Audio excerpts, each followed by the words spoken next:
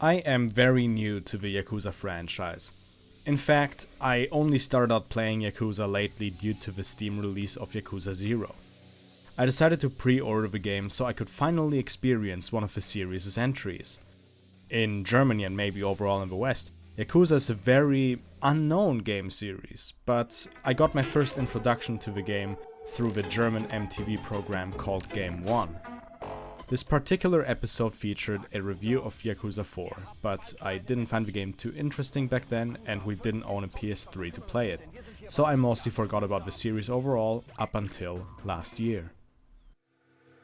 So some backstory aside, I finally bought the game, booted it up and started playing it non-stop. At the time of writing the script, I played this game for over 45 hours already, although 10 of these 45 hours could have been racked up from keeping the game open throughout the day, not actively playing it. But that aside, I played this game for at least 30 plus hours and am only at the beginning of Chapter 7. You heard me right, Chapter 7 of maybe 20? This admittedly is a ridiculous amount of time spent on a game without pursuing the main storyline exclusively. The game isn't even a non-linear game, akin to Fallout or The Elder Scrolls. Quite on the contrary, the game is really linear despite its many optional side quests, also called sub-stories. There just is a lot to do in Yakuza 0's rendition of Kamurocho, and it really makes me think a whole lot more about open world game design as a whole. When I compare Yakuza 0 to the colossally popular GTA series, I noticed that the Western trend in open world games mostly focuses on quantity. Not just GTA, but Far Cry, Assassin's Creed and Fallout offer giant open worlds with side activities and collectibles spread across the map. In Western open world design, you need a giant map with a ridiculous amount of side activities. While this isn't inherently a bad thing, this can also backfire. I, for instance, never really cared to try out minigames in GTA 4 and 5 specifically. They just seemed very trivial. Yakuza doesn't try to be gigantic at all. The game world actually is very small. What it exceeds at though is density and authenticity. Gangsters, for example, roam the city that might become hostile to you when they spot you, and sub-stories can be discovered by just walking around the city and stumbling across a character that is introduced surprisingly. So you got frequent combat and you can complete these sub-stories at any time you wish. But oh damn, there is even more. Throughout the districts you can find various shops, restaurants, bars and entertainment centers of different variety, whether it be Sega arcades, bowling alleys or adult video distributors. The side activities are introduced in the main storyline and various sub-stories and can be addressed at any time between missions.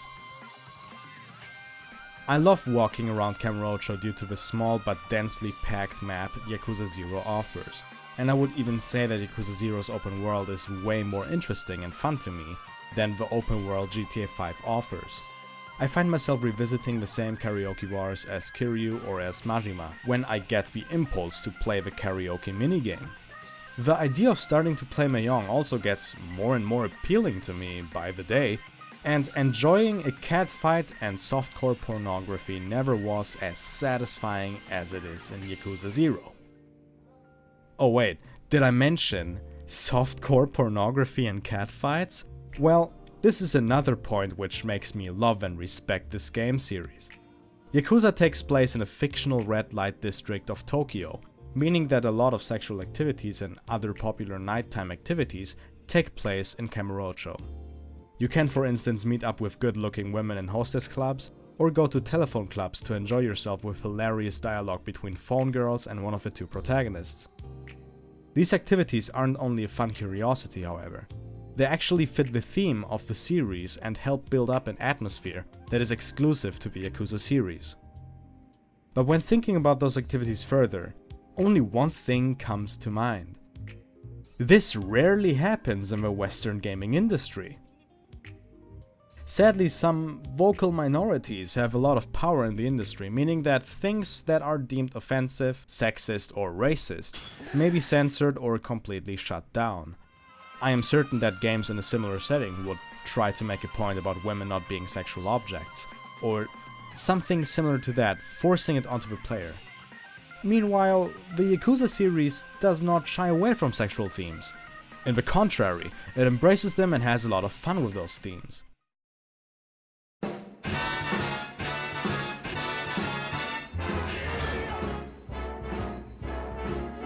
How lucky can one guy be? I kissed her and she kissed me. Like this fella once said, ain't that a kick in the head?